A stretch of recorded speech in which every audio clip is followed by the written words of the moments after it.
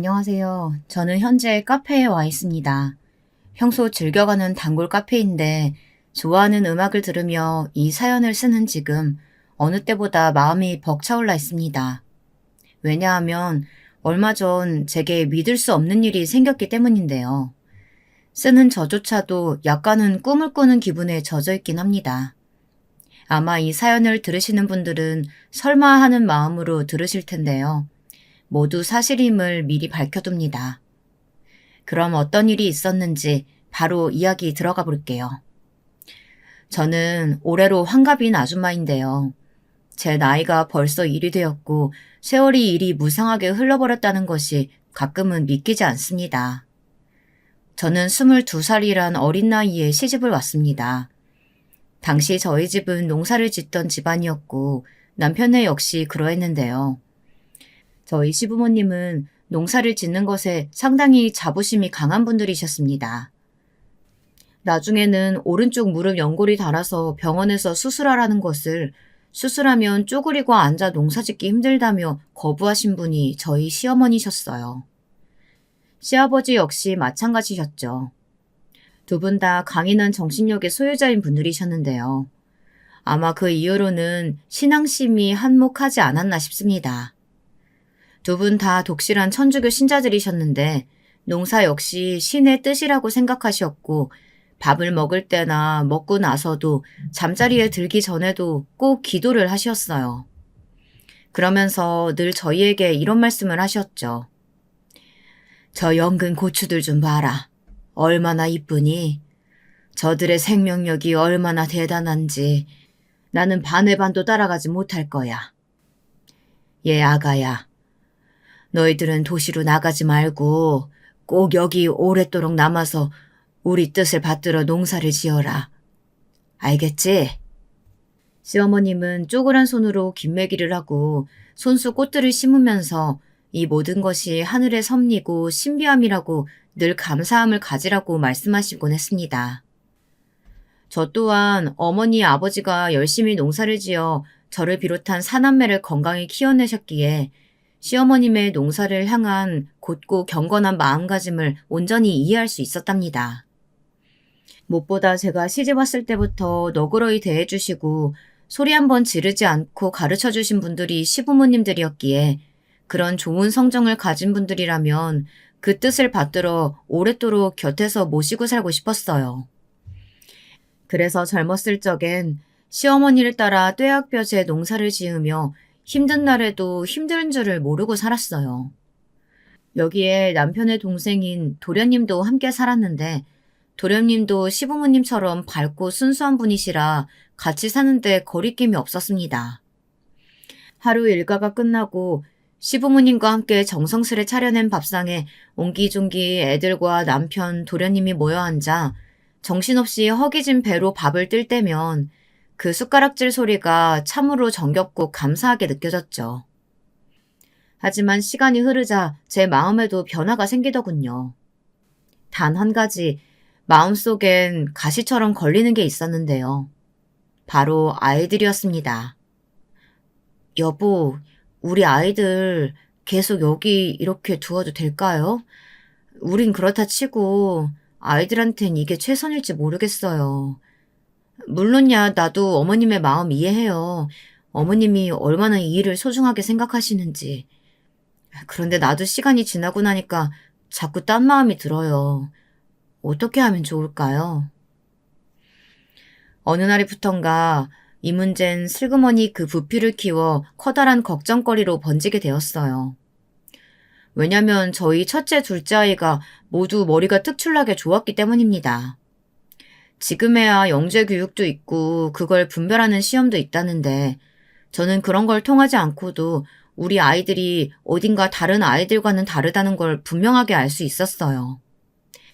어느 날엔 전교생이 얼마 되지 않는 총구석 학교였지만 서울에서 시골로 오신 선생님 한 분이 저를 붙잡고 그러시더군요. 시영이를 여기에만 두는 건 좀 아까운 일이 아닐까 싶어요. 시영이도 그렇고 주영이도 그렇고 모두 굉장히 뛰어난 아이들이에요. 분명 다른 환경에서 많은 자극받는다면 반드시 빛을 볼 아이들일 텐데 저는 조금 아쉬운 마음이 드네요. 조심스럽게 말문을 띄우신 선생님의 말씀으로 전 그날 확신했습니다. 우리 아이들이 남다르다는 것을. 그게 저의 생각만은 아니었다는 것을요. 한글을 떼는 속도도 남달랐지만 하나를 알려주면 열을 아는 아이들. 그게 바로 저희 아이들이었습니다. 놀란 가슴을 부여잡고 집에 오는 길 내내 이제 나는 어떻게 해야 할까 고민에 휩싸였습니다. 다름 아닌 이곳을 떠나 도시로 떠나야 하나 고민하게 된 것이죠. 저희 부부가 거기서 무엇을 하고 먹고 살 것인지 대책도 없었지만 아이들을 생각하면 반드시 행해야 할 일이었어요. 여보, 미안하지만 우리 어머니 생각하면 난 그럴 수가 없어. 당신은 내가 답답하겠지만 나도 우리 아이들 생각하면 미안하고 그렇지만 나는 차마 어머니를 등지고 떠날 수가 없어. 어머니는 나 어렸을 때부터 하루 종일 밭에 나가서 그저 땅과 키우는 농작물만 바라보며 사신 분이야. 어머니가 손수 지으신 쌀로 내가 이렇게 건강히 클 수 있었고 당신도 알잖아. 하지만 남편의 반대는 만만치 않았습니다. 남편이 저와 아이들을 아끼는 동시에 지극히 시부모님을 위하는 효자 아들이었기 때문이죠. 남편은 어렸을 적 원인 불명의 병으로 아파서 시름시름 앓았다고 합니다. 동네 병원에 데려가도 그 이유를 전혀 짐작하지 못해서 시부모님은 그때 남편이 이대로 죽는 줄만 알았다고 합니다. 그래서 밭에서 갖은 고생을 하시면서도 남편을 밤낮으로 돌보며 몸에 좋다고 하는 약초들은 다 먹여가며 남편을 그렇게 돌보셨다고 해요. 그 유체적 노동이 몇 년 지속되자 그로 인해 시아버님은 어느 날 갑자기 쓰러지셔 응급실에 실려가신 적도 있었어요. 시어머님 또한 몸 상태가 말이 아니었답니다. 남편은 그러한 부모님의 처절한 희생에 보답하고 싶어 했습니다. 게다가 시어머님께서 몸이 안 좋으셔서 많은 자식을 낳고 싶었던 본인의 뜻과는 달리 남편과 서방님 2명만을 낳을 수밖에 없었는데요. 그것도 한몫했어요. 농사라는 이 귀한 업을 이어받을 장남이라는 것. 그것이 남편을 도시로 떠나지 못하게 하는 이유였답니다. 하지만 이것을 해결해 주신 분이 있었으니 다름 아닌 당사자인 시어머니였습니다. 여기 앉아봐라. 지난밤 너희들이 한 얘기 들었으니 이대로 넘어갈 수가 없겠구나. 어머니 죄송합니다. 어머님이 들으실 줄은 몰랐어요. 정말 모르고 한 얘기예요. 아니다. 가거라. 떠나거라. 한마디 뚝 무자르듯 말씀하시는 시어머님의 말씀에 남편과 저 모두 어리둥절해서 멀거니 쳐다보았습니다. 어머님은 그 누구보다 덤덤히 말씀을 이어나가셨는데요. 그 말씀에 저희 부부는 눈물을 뚝뚝 흘릴 수밖에 없었죠. 나도 어느 정도는 알고 있었다. 시영이나 주영이가 내 손주 새끼들이지만 얼마나 영특하고 똑똑한 애들인지. 나나 네 아버지나 마음의 준비를 했어야 하는데 그러지 못했구나. 니들에게 내 업을 이어받으라고 하는 게 그저 늙은이의 한낱 고집일 수도 있었을 텐데 가장 가까운 가족으로서 그 마음을 미리 헤아리지 못해서 오히려 내가 미안하구나. 아니에요, 어머님. 죄송합니다. 죄송할 거 하나 없대도 왜 자꾸 우는 거니? 형수님, 그간 고생 많으셨어요. 여긴 저 믿고 맡겨주세요. 제가 어머니 모시고 잘 살게요. 그렇게 저희는 가족의 따스한 배웅을 받으며 대도시로 떠나게 되었습니다. 늘 흙무더기를 묻히며 놀던 아이들은 처음엔 처음 겪어보는 도시 생활에 적응을 하지 못해 괜히 이곳으로 온 것일까, 내가 괜한 선택을 한 것인가 걱정이 들기도 했어요. 특히 둘째 아이 주영이는 남자아이임에도 낯을 가리고 숫기가 없어서 등교를 거부하기도 했습니다. 첫째 아이가 씩씩하게 동생 주영이의 손을 잡고 나서준 덕분에 다행히 학교에도 아이들과의 관계에도 적응해 나갔죠. 하지만 아이들은 그렇게 아이들답게 적응을 해나갔지만 저희는 부모로서 아이들에게 물질적 지원을 해주는 것이 의무이자 책임이었는데요. 그렇기에 무엇을 해야 할지 고민이 될 수밖에 없었습니다. 처음에는 둘 다 딱히 기술이 없던지라 공장에서 부지런히 몸을 움직이며 근근히 생활비를 벌어갈 수밖에 없었는데요. 이것도 한계에 부딪히게 되었습니다. 원체 몸이 약했던 남편이 갑자기 허리를 잘 쓰지 못하게 되면서 공장 생활을 이어갈 수 없겠다는 판단이 내려지게 된 것이었어요. 여보, 앞으로 어떡하지? 우리 뭐하고 살아가야 할까? 저 어린 것들이 자꾸 눈에 밟히고 고생하는 당신도 안쓰러워. 요즘은 잠을 자도 자는 게 아닌 것 같아. 가진 건 농사 짓는 기술 뿐이었는데. 정말 막막하다. 저기 있잖아요. 내가 요 며칠 생각을 해봤는데 우리 백반집을 해보는 건 어때요? 여기 철이 엄마가 그러는데 괜찮은 자리가 있대요. 백반집을 운영하던 부부가 이번에 다른 곳으로 자리를 옮기면서 비웠다는데 거길 이어받는 거 어때요? 요 며칠 왔다 갔다 하며 보니까 그 골목엔 사람들이 늘 차 있더라고요. 백반집. 그게 바로 제가 몇 날 며칠 열심히 골몰해낸 결과 생각해낸 아이디어였습니다. 제가 만든 반찬이면 그닥 입맛이 없으셨던 친정아버지도 간이 딱 알맞다며 맛있게 드셨던 게 좋은 추억으로 남아서인지 몰라도 저는 꽤나 저 성미답지 않게 끈질기게 남편을 설득했어요. 이웃집 철이 엄마, 우리 부부가 도시 생활에 쉽사리 정착하지 못하는 걸 알고는 항상 이모저모 알려줬었잖아요.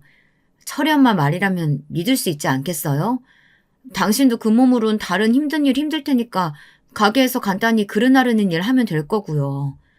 이름은 행운 백반 어때요? 행운 백반? 당신 진심이야? 네, 나는 정말 자신 있어요. 남편은 꽤나 당황했지만 기세 좋게 밀어붙인 저 때문에 결국 한번 시도해보자며 납득하게 되었어요. 그렇게 저희 부부는 은행에 빚을 져가며 백반집 자리를 이어받게 되었습니다. 시부모님은 저희가 백반집을 연다는 걸 아시곤 직접 지은 농작물들을 보내주시곤 했어요. 농약을 덜 치고 지은 것들이라 모두 야채들이 싱싱하고 건강한 것들이었습니다. 얼마나 고생하며 지으신 것들인지 알기에 귀중한 마음으로 그 야채들을 손질해서 반찬으로 내놓았는데 역시나 손님들의 반응이 좋았습니다. 첫날엔 하루 걸러 하루 오시던 손님들이 매일같이 와서 단골로 자리 잡았습니다. 장사 초짜인 저도 남편도 가끔은 어느 날 손님이 가득 차 있는 광경을 눈으로 보면서도 믿기지 않았어요. 그럴 때면 내 손으로 뭔가를 해냈다는 기분, 그 성취감, 그것이 온 전율을 일으키는 듯 했답니다. 그런데 이때 만난 새롭게 얽히게 된 인연이 있었으니 바로 동서와 서방님 부부였어요. 어느 날 시부모님에게 연락이 왔습니다. 예, 아가, 우리 문제도 거기로 가게 됐단다. 네? 어머, 서방님이요? 농사는 어쩌시고요? 내가 말했잖니. 내 욕심에 자식들을 넣지 않겠다고. 둘째 아기가 역시나 여기 생활 많이 힘들어하더구나. 아무래도 자기가 살던 생활과는 다르니까 답답할 만도 하겠지. 그러니 너희가 옆에서 손윗사람으로서 잘 챙겨주면 고맙겠구나. 아마 다음 달쯤으로 갈 듯하다. 사실 그전에도 시어머님께서 가끔 목소리가 안 좋으실 때가 있었는데 동서 때문이라는 걸 전 짐작할 수 있었어요. 왜냐하면 동서의 성격과 자라온 가정 환경을 보았을 때 서방님과 함께 그곳에 산다는 것이 결코 맞지 않는 것 같았거든요. 그래서 예상했던 소식이었음에도 조금 놀랄 수밖에 없었답니다. 우리 서방님은 저희가 도시에 정착하고 얼마 안 돼 바로 결혼을 했는데요. 일전에 한번 동서를 소개시켜주겠다고 시부모님께 데려왔을 때 그때 동서를 한번 만났었는데 사실 첫인상이 그닥 좋지 않았어요. 동서는 꽤 잘 사는 친정을 두고 있는 여자였는데요. 그 옛날 유학까지 다녀올 정도로 집안이 유복하다고 했어요.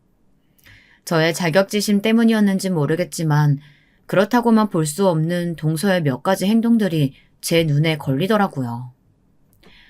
아가, 농사로 내가 다 지은 것들이다. 너희들 온다고 조기도 구워놨으니까 먹어봐라. 아, 네. 근데 어머님, 이 반찬들 다 농약 덜 치고 만드신 거라고 했죠? 그럼 내가 우리 여기 농사 짓는 사람들한테 욕을 한 바가지 먹으면서도 우리 농사 짓는 사람들 위해서 이거 사 먹는 사람들 위해서라도 친환경 농사 짓자고 그렇게 설득하고 설득해서 지은 것들이란다. 그렇군요. 시어머니의 열띤 설명과 온화한 웃음에도 동서는 들은 듯 만 듯 무표정으로 대꾸했습니다. 냉담하고 서늘한 표정으로 내내 자리만 지키다가 갔죠. 저나 남편은 이런 동서가 어떻게 순박하고 시골 청년인 서방님과 도무지 어떻게 만났는지, 대체 어떻게 결혼까지 이어질 수 있었는지 신기했는데요. 이 물음에 동서는 짧고 굵은 말로 답하더군요. 저는 그냥 이 사람 순수함이 좋았어요. 제 주변 사람들은 다 저희 집안을 등쳐먹으려고 배신하거나 하는 사람들 투성이었거든요. 근데 뭐든 재고 따지지 않는 그런 게 좋았달까요? 아, 친구 소개로 만났고요. 서방님의 몇 안 되는 친구들 중 하나가 서울로 대학을 가서 만난 사람이 동서였다는데 신의 장난처럼 어울리지 않는 둘이 붙어있게 된 느낌이었답니다. 동서는 뭐든 묻어나고 매사 서글서글하던 서방님과 달리 사람을 쉽게 못 믿는 사람이었답니다. 늘 불신이 팽배해 있고 어쩌다 마주치는 눈빛엔 그것이 제 눈에도 보였죠. 잘 사는 집안에서 무슨 일을 그리도 겪었는진 모르겠지만 어찌됐든 저는 첫인상이 그리 좋지 않았던 터라 동서와 서방님네가 저희 사는 동네로 이사 온다는 소식이 반갑지는 않았어요. 서방님네 부부가 이사 온 날 역시나 저희 백반집을 들렀는데요. 절 보자마자 반가워하는 서방님과는 달리 동서는 냉담한 표정으로 조그마한 화분 하나를 건네더니 한 곳을 응시하더군요. 그 시선을 따라가 보니 동서가 바라보고 있는 것은 창틀에 묻은 먼지였습니다. 제가 그날 아침 청소한다는 것을 깜빡하고 못한 곳인데 거길 보고 인상을 찌푸리더군요. 역시 형수님 대단하시네요. 전 형수님이 해내실 줄 알았어요. 어머니 아버지한테 들었을 때부터 왠지 대박 예감이었거든요. 가게 이름도 정말 잘 지으셨어요. 이 정도 손님이면 전국에 가게 열어도 되겠어요. 여보, 그렇지 않아? 네, 그러네요. 형님 축하드려요. 그래, 고마워. 아참, 밥 먹었어? 동서 아직 식사 전이면 먹고 가, 서방님이랑. 서방님 오셨으니까 한 끼 하고 가셔야죠. 아무래도 오신다는 거 듣고 제가 저희 가게 특식 메뉴 몇 가지 준비해뒀어요. 정말요? 역시 우리 형수님이시라니까. 안 그래도 너무 시장했는데. 아니에요, 괜찮아요, 형님. 나중에 다시 먹으러 올게요. 여보, 우리 갈 때 있잖아. 얼른 우리 애기 데리고 와야지. 그래도 형수님이 준비하셨다는데, 이렇게 가긴 아쉽지 않아? 한 끼만 먹고 가지. 그때 동서가 서방님을 향해 꼭 그래야 하냐는 표정으로 일순간 쏘아보았고, 저는 마음속으로 동서가 저 먼지 때문에 우리 집 음식이 더럽다고 생각해 먹지 않으려는 것을 알아챘답니다.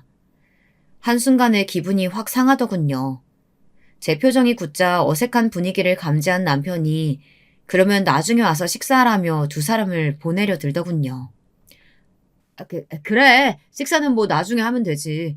우리끼리 모여서 소박하게 소주 한잔 하자고. 재수 씨가 애기 걱정이 되나 본데 얼른 가봐. 형수님, 오랜만에 뵀는데 죄송해요. 형수님 음식 꼭 먹고 싶었는데. 형수님이랑 형 떠나고 형수님 손맛이 정말 그리웠거든요. 나중에 저랑 집사람 들러서 꼭 식사하고 갈게요. 그래요. 나중에 오세요.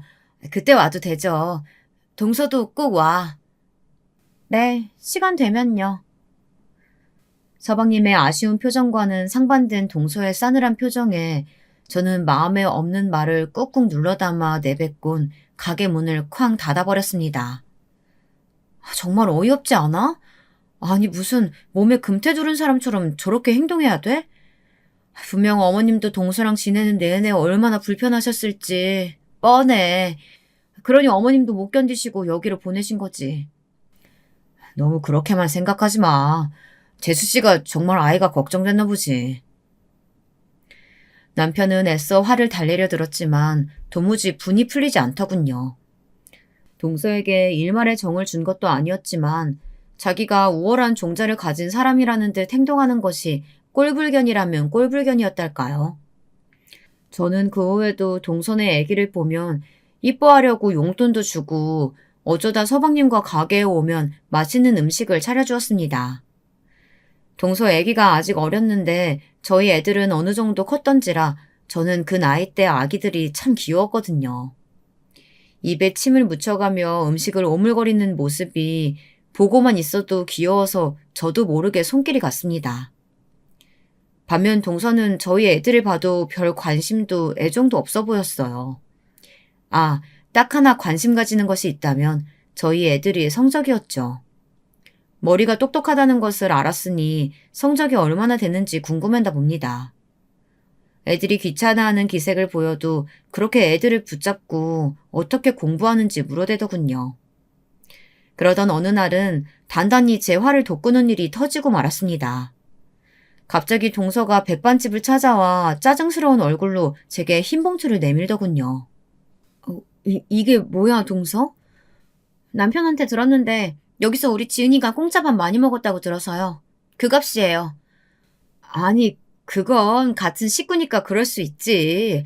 뭐하러 돈까지 주려고 해. 괜찮아, 집어넣어. 이런 거 안 받아도 돼. 받으세요. 저는 빚지곤 못 사는 성격이라서.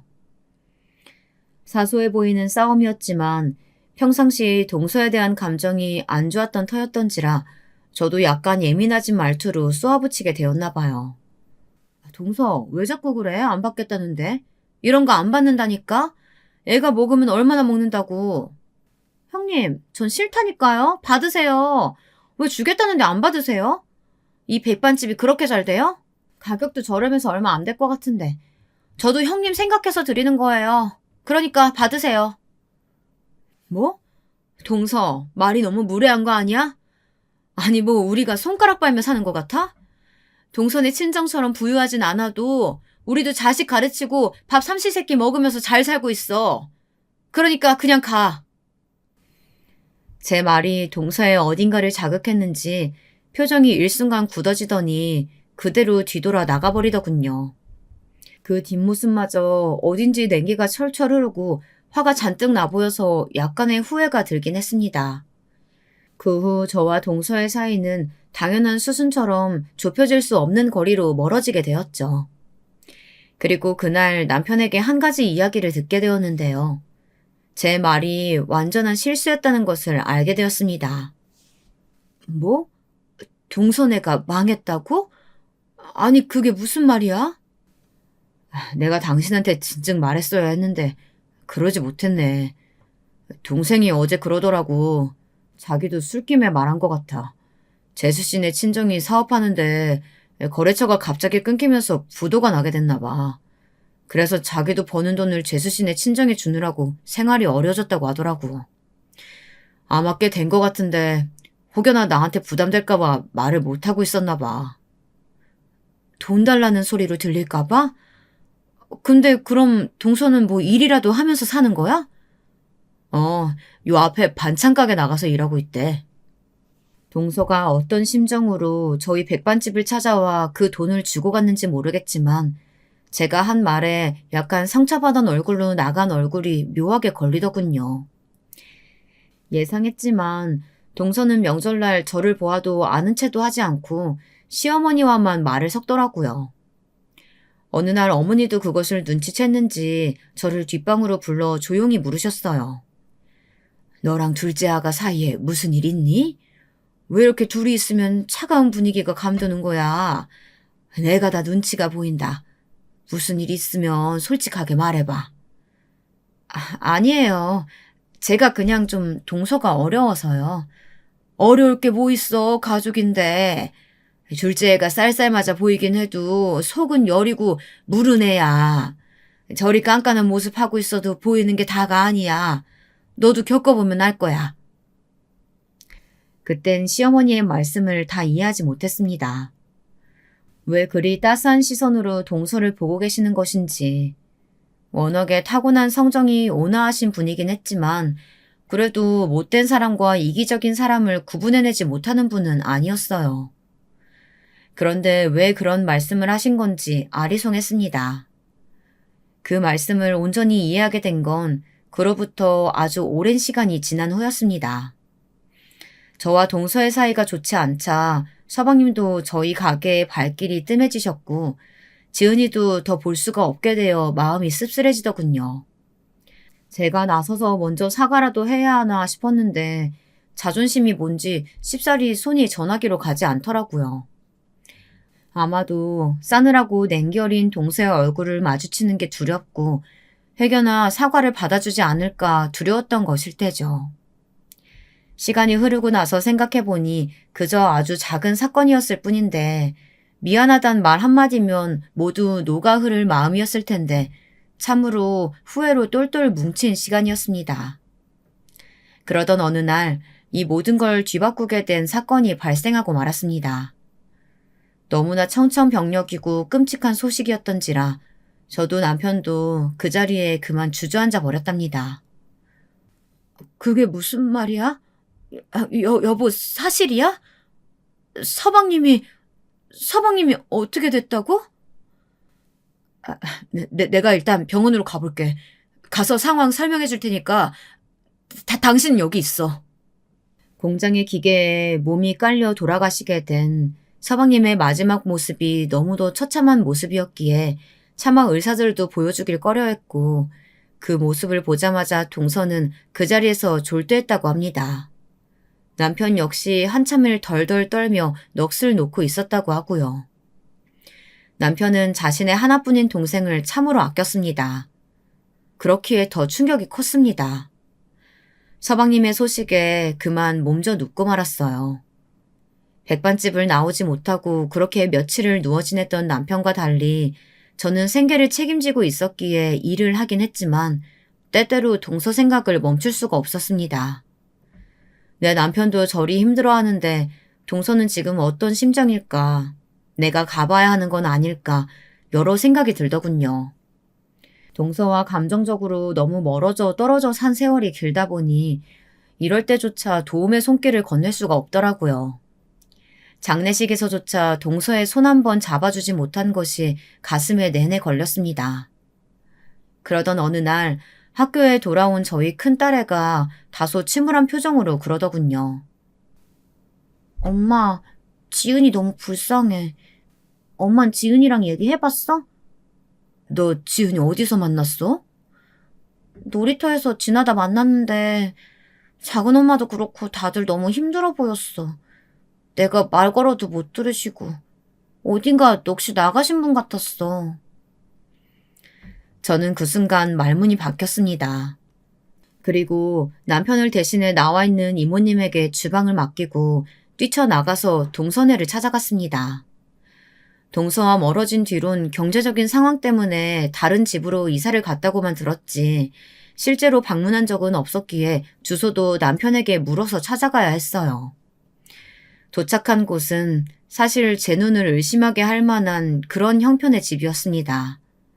벌레가 득실거릴 것 같은 반지하 방이었는데 순간 발길이 뚝 멈춰졌어요. 심호흡을 하는데 마침 음식물 쓰레기를 버리러 나온 동서와 눈이 마주쳤죠. 전과는 달리 낡은 옷을 입고 구멍난 슬리퍼를 신고 있던 동서는 절 보자마자 조용히 눈길을 돌렸습니다. 무슨 일이세요? 동서, 장례식 이후로는 오랜만에 보네. 어떻게 사나 걱정되고 궁금하기도 해서 찾아왔어. 시간 괜찮으면 잠깐 얘기 나눠도 되나? 여전히 딱딱한 말투이긴 했지만 저는 그 아픈 속을 차마 헤아릴 수 없어 더듬거리며 말을 건넸어요. 동서는 어쩔 수 없다는 듯 집으로 들여보내주더군요. 안으로 들어가니 집안은 정리가 되지 않은 채 옷들이며 쓰레기들까지 너저분하게 널려 있었고 그 사이 조그마한 상 하나에 지은이가 밥을 먹고 있었어요. 지은이는 절 보자마자 반갑게 웃으며 큰엄마 하고 외치더군요. 아, 그래, 지은아.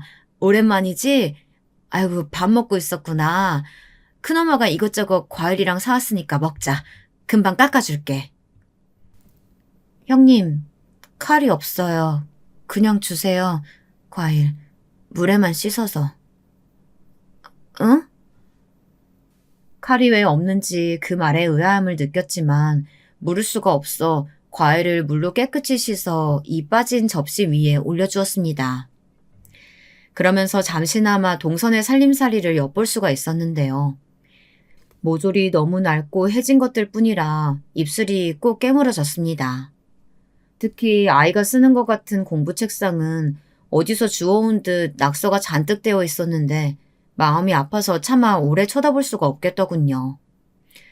동서는 무릎을 모으고 구석에 앉아 지은이가 허겁지겁 과일을 먹는 것을 그저 멍하니 쳐다보고 있었어요. 복숭아의 단물이 지은이의 입 밖으로 흐르고 있는데도 닦아줄 생각도 없이 그냥 보고 있더라고요. 동서도 좀 먹지. 왜 이렇게 마른 거야? 잘 못 먹었지? 전 괜찮아요. 많이 먹었어요. 동서, 내 앞에선 솔직하게 말해도 돼. 나 동서가 정말 걱정돼서 왔어. 믿기지 않겠지만 우리 사이가 안 좋아서 내가 쉽사리 올 수가 없었어. 근데 내가 서방님 생각을 하니까 너무 가슴이 아파서 동서가 자꾸 떠오르더라고. 우리 남편도 이렇게 많이 힘들어하는데 동서는 어떤 마음으로 살고 있을까. 자꾸 그 생각을 멈출 수가 없었어.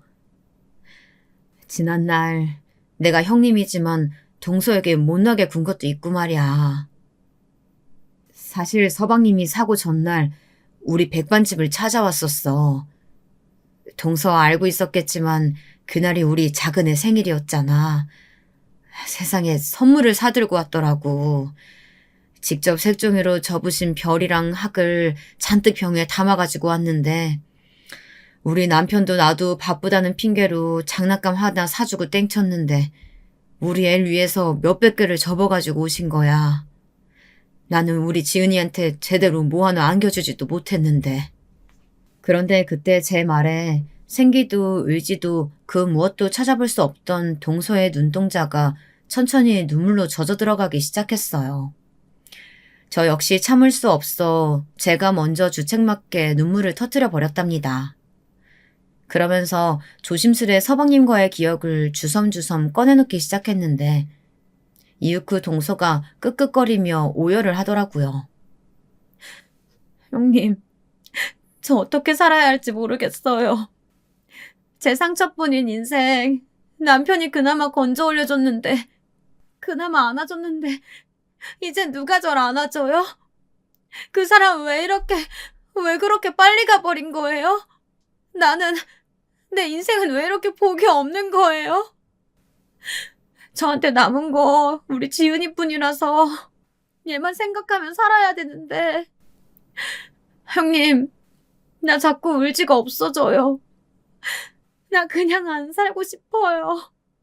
그제야 전 동서가 왜 집에 칼을 숨겨놓았는지 알 수 있었답니다. 그거라도 숨겨놓지 않으면 자신이 잘못된 선택을 할까, 그로 인해 아이가 홀로 남겨지게 될까 두려웠던 것이었죠.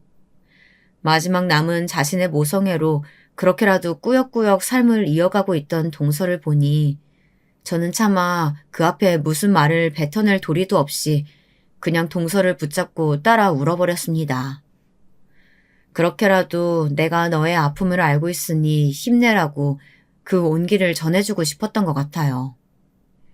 그런데 그때 한참을 오열하는 제 엄마가 너무 가엾고 불쌍했는지 지은이가 달려와서 동서를 껴안고 울지 말라고 속삭이더군요. 엄마, 울지 마. 엄마, 울지 마. 내가 있잖아. 울지 마. 그 가여운 속삭임이 너무 처연하게 들려서 저도 울음을 꾹 멈추고 이내 다무진 얼굴로 동서의 손을 꽉 잡아버렸답니다. 동서, 우리 가게 나와. 그래, 동서 말대로 산 사람은 살아야지. 나도 동서 입장이라면 정말 안 살고 싶었을 거야. 그래도 지은이 생각하면 살아야 하지 않겠어? 내가 도울게. 내가 무슨 수를 써서라도 그럴 테니까 제발. 어? 동서는 눈시울이 붉어진 눈으로 절 한번 쳐다보더니 대답은 못한 채 짐승 같은 울음소리를 내며 또 한참을 울다 이내 고개를 끄덕이더군요. 그렇게 동서가 저희 가게의 식구가 되었습니다. 남편이 힘든 몸을 이끌고 나와 가게에 나왔던 날, 저는 동서의 손을 잡고 뿌듯한 표정으로 가게 안으로 데리고 들어갔습니다. 재수 씨가 어떻게... 여보, 우리 가게에 새 식구가 생겼어. 인사해. 우리 이쁜 동서. 잘했네, 여보. 정말 잘했어. 재수 씨, 그래요. 내 동생한테 못다한 말이 너무 많아서 한스러웠는데, 재수 씨도 걱정스러웠는데, 내가 앞으로 동생 목까지 신경 쓸게요. 여보, 정말 잘했어. 남편은 감격에 차 눈물을 글썽거리더라고요. 그 눈물에 동서가 눈시울을 조용히 붉혔고, 이번엔 새 어른들이 왕 하고 울음을 터뜨리고 말았답니다. 어쩌면 평생 흘릴 눈물을 이 시기에 다 흘렸던 것 같습니다. 동서에게 부엌 일을 맡기는 건 무리일 것 같아서 카운터 보는 일을 맡겼는데 동서가 정말 복덩이였는지 백반집 장사가 더 잘 되기 시작했어요. 그 전에도 2호점을 내란 이야기가 나올 정도로 잘 되긴 했지만 그전과는 비교할 수 없을 상태였기에 이모님을 한 번 더 써야 할 정도였습니다. 동서 들어오고 가게도 잘 되는 거 알아? 동서가 정말 복덩인가 봐. 아니에요, 형님. 가게에 제대로 도움이 못 되는 것 같아서 죄송한데요. 부엌 일도 도와드릴 테니까 뭐든 시키실 거 있으면 말씀해 주세요. 형님 잠시만요. 계산하고 올게요.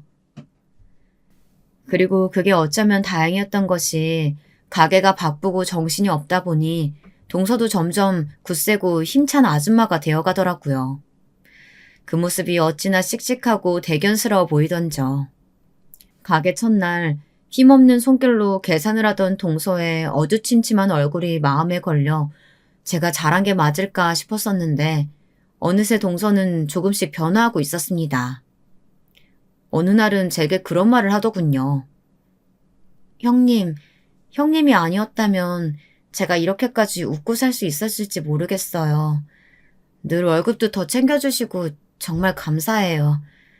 제가 이 은혜를 갚을 수 있다면 참 좋겠는데 그러지 못할까 걱정이에요. 아니야, 동서. 나야말로 동서가 잘 지내줘서 뿌듯하고 기뻐. 장해, 동서. 장하다는 말 처음 들어봐요.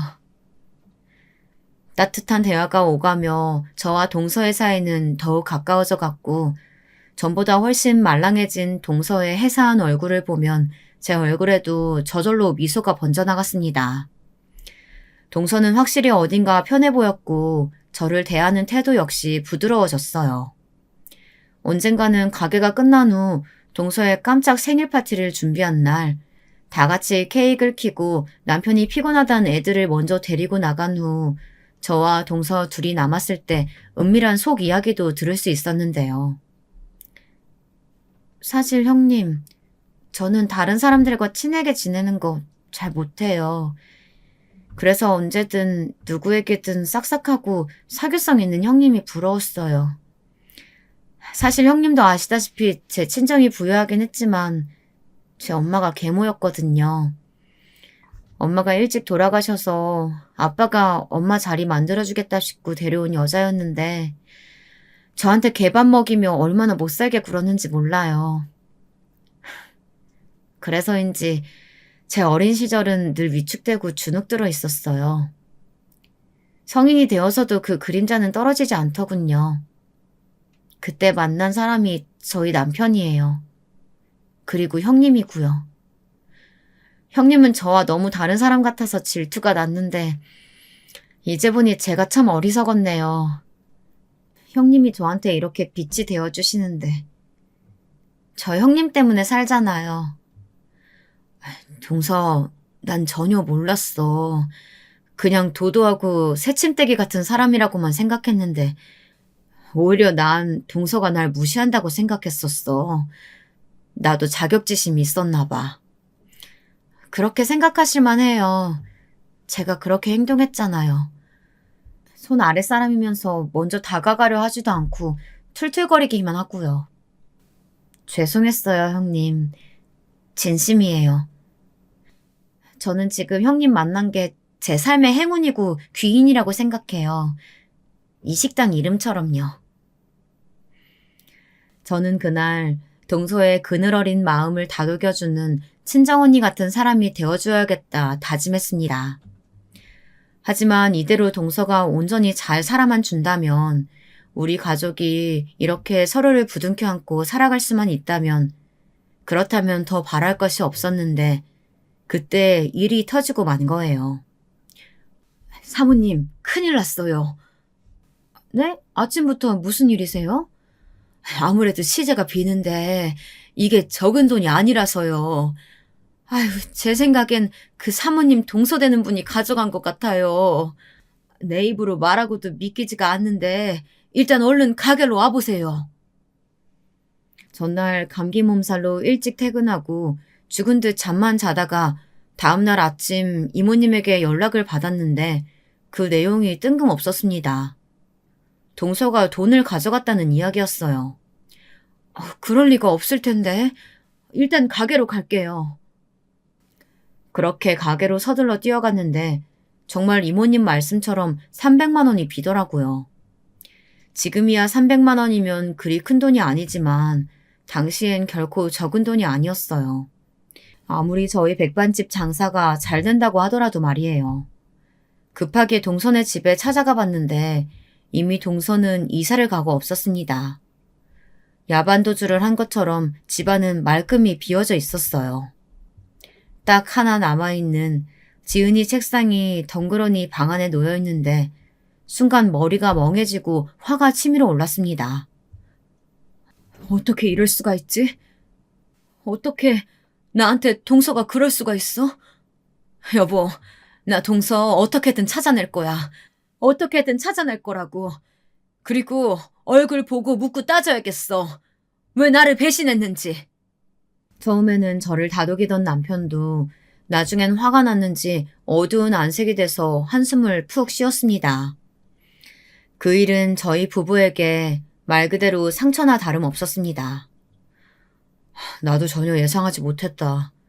재수 씨 얼굴이 좀 안 좋아 보이긴 했는데 무슨 일인지 몰라도 우리한테 상의를 하지. 아니 이렇게 돈을 들고 나르면 어쩌자는 거야. 애초에 카운터 일을 맡기는 게 아니었나. 이 일은 시부모님 귀에까지 들어가게 되었는데 시부모님 역시 믿을 수 없어 하셨어요. 아니 정말이니? 둘째 애가? 네 어머님, 혹시 동서랑 연락 전혀 안 되시는 거죠? 최근에 뭐 소식 들으신 것도 없으시고요? 그렇지 나야 널 통해 들은 게 전부란다. 그나저나 일을 어쩜 좋니? 다른 것보다 사람 때문에 다친 상처가 제일 아프고 힘든데 말이야. 시어머님은 제 마음을 걱정해 주셨습니다. 제 마음이 어떤 마음일지, 제 마음이 얼마나 지옥일지 알고 계셨던 거죠. 그만큼 저는 동서에 대한 믿음이 강했고 이미 정으로 이어진 끈끈한 가족이라 생각하고 있었어요.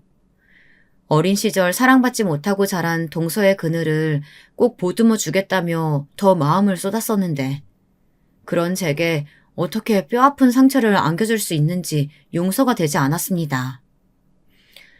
동서가 떠나고 난 후 한동안 저희 집안 분위기는 차갑게 가라앉아 있었고 아이들은 저희 눈치를 볼 정도였어요. 그런데 동서에 대한 배신감으로 잠을 못 이루고 있길 3달 정도, 그때쯤부터 안 좋은 일들이 하나둘 터지기 시작했습니다. 먼저 백반집 사정이 안 좋아지기 시작했습니다. 동서가 있을 땐 잘 돌아가던 백반집이 앞에 새로운 식당들이 줄지어 생겨나면서 허름한 백반집을 찾는 손님들이 줄어든 것이죠. 당시 딸아이가 곧 있으면 대학을 갈 나이였고 들어가야 할 돈도 만만치 않았습니다. 전교 1, 2등만 하던 우리 자식들을 생각하면 등록금 정도는 마련해주고 싶었는데 그 꿈을 이룰 수 없겠다는 생각이 들자 눈앞이 캄캄해졌어요. 그리고 이 모든 불행이 갑자기 동서 때문이란 생각도 들더라고요. 동서 때문이야. 동서가 나가고 나서 아니 그 여자가 그렇게 돈을 들고 튀니까 우리 식당에 온갖 불운이 몰아닥친 거라고. 여보, 지나간 일 따져서 뭐해. 진정 좀 해. 요즘 당신이 너무 예민하니까 우리 애들도 힘들어하잖아. 그냥 잊어. 묻으라고. 당신은 묻을 수 있어도 난 못 묻어. 제가 마음을 진정시킬 수 있었던 건 어떻게든 살아야겠다는 마음으로 가게 인테리어를 바꾸고 메뉴를 새롭게 개발하면서 삶이 바쁘게 돌아갔기 때문일 거예요. 아이러니하게도 마음은 지옥이지만 외적인 상황이 바쁘고 힘드니 마음에 집중할 시간이 없더라고요. 그래서 매일매일 열심히 고된 몸을 놀리며 일만 해댔습니다. 그렇게 5년을 보내고 나니 동서도 배신감도 조금 잊혀지더군요. 동서가 삶이 바빠지며 서방님의 부재를 잊을 수 있었던 것처럼 저 역시 그렇게 된 것이었는데요. 그럼에도 가끔씩 올라오는 분노는 상처의 자국처럼 남아 끝없이 괴롭혔습니다. 저는 사람을 쉽사리 믿지 못했습니다. 여보, 사람 안 뽑아? 내가 카운터까지 보기엔 무리인데. 이모님이라도 뽑으면 안 될까? 사람을 왜 써요? 당신 정 힘들면 내가 할게요. 다신 사람에게 정을 주고 싶지 않다는 마음에 가게에서 일할 사람도 웬만하면 뽑지 않고 제가 카운터까지 보곤 했어요. 그러던 어느 날 시어머님이 저를 시골로 부르시며 하신 말씀에 넋을 놓고 말았는데요. 어머님의 건강 상태가 당시 위중해서 병원에 당장이라도 입원해 치료를 받아야 할 상황이었지만 어머님은 치료를 거부하시고 그냥 자연에서 생을 마무리하시겠다는 일념으로 머물고 계시고 있었습니다. 아가, 시간은 흘렀지만 네가 마음 다친 거 잘 안다. 하지만 우리 둘째 그렇게 허망하게 보내고 난 후 내가 생각하게 하나 있다면 누군가를 미워하는 마음, 원망하는 마음 오래 갖고 있다 보면 그게 독이 돼서 나한테 돌아오는 거야.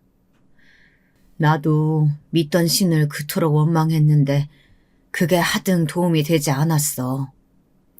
인생은 짧아, 덧없고 그래. 그러니 그냥 너 편한 대로 남은 하루하루 행복하게 살아라. 그게 내 마지막 소원이다. 떠나는 늙은이의 마지막 소원 들어줄 수 있지? 그 말에 그만 눈물이 터져 고개를 수그릴 수밖에 없었습니다. 그리고 돌아오는 길, 저는 시어머님의 말씀처럼 그리 살기로 다짐했죠. 원망보단 감사하는 마음으로, 미움보단 행복한 마음으로 그렇게요. 다정다감한 남편과 자식들과 오순도순 행복하게 살기도 아까운 인생인데 저를 어떤 독한 마음에 갈아넣지 않기로 했어요. 신기하게도 시어머니의 장례를 치르고 난 후 그 마음가짐은 더 굳건해졌습니다. 저는 남은 시간 자식들을 대학 보내고 결혼시키고 남편과 다시 고향으로 내려가 살 때까지 나름 평안한 마음으로 살았답니다. 그런데 20년 후 다시 동서를 마주칠지는 몰랐습니다. 저와 남편은 시아버님을 모시고 살고 있었는데 갑자기 마루에 걸터 앉아 계시던 시아버님이 굳은 표정으로 나와보라 하시더군요. 최고급 외제차에서 내린 어떤 여자가 천천히 걸어오더니 무릎을 꿇고 있었어요. 이게 무슨 상황인가 싶어 앞으로 다가가는데 그녀는 동서였습니다. 아주 오랜 시간이 흘렀지만 뚜렷한 이목구비나 살짝 처진 눈꼬리, 누군지 한눈에 알아볼 수 있었어요. 동서, 어떻게 여길... 형님, 제가 너무 오래 걸렸어요. 죄송합니다. 동서는 트렁크 하나를 옆에 두고 있었는데 저를 쳐다보며 그리 말하더니 트렁크 하나를 건네더군요. 저는 트렁크에 뭐가 들었는지 살펴볼 틈도 없이 말을 얼버무리게 되었습니다. 막상 얼굴을 보니 시어머니 장례에도 안 왔던 사람이 왜 갑자기 지금 저희 앞에 얼굴을 드러낸 건지 묻고 싶은 것도 많았습니다. 그런데 때마침 동서의 눈물로 이어지는 호소에 저희는 일단 침묵하고 이야기를 들어보기로 했습니다. 형님, 일단 죄송하단 말씀 먼저 드리겠습니다. 제가 빚을 졌었어요. 형님껜 당시 말씀드리지 못했지만 월급으론 충족할 수 없는 금액이었어요. 그래서 그만 한순간에 나쁜 선택을 하고 말았어요. 너무 고달프고 힘들어서 그만. 제가 사람이라면 그러면 안 됐었는데 이제 와서 절 용서해달란 말씀 드릴 수 없어요. 어떻게든 그 돈 갚으려고 다시 갚아서 형님께 찾아가려고 300만 원이 아닌 3천만 원 갚아도 제 속이 편하지 않을 것 같아서 닥치는 대로 일만 했었는데 그 시간이 이렇게 오래 걸릴 줄 몰랐어요. 지금까지 뭐하고 지낸 건데? 아니, 왜 도망갔어야 했어? 말해봐. 동서는 처음 저희 백반집을 떠나고 난 후엔 그저 미친 듯이 닥치는 대로 일만 했고, 그러던 어느 날 딸아이의 제안대로 사업을 시작했고, 그 사업이 수많은 우여곡절을 겪으며 승승장구하기까지 20년이란 세월이 걸렸다고 합니다. 사실 어느 정도 안정기에 접어들었을 땐 형님을 직접 찾아뵙고 싶었는데 용기가 안 나더라고요. 오히려 형님의 행복한 삶에 제가 괜히 누가 될 것 같았어요. 죄 지은 사람한텐 입이 10개라도 할 말 없다는 거 그때 알았어요. 동서가 알고 보니 저를 찾아와 몰래 보고 간 적도 여러 번이었다고 했습니다.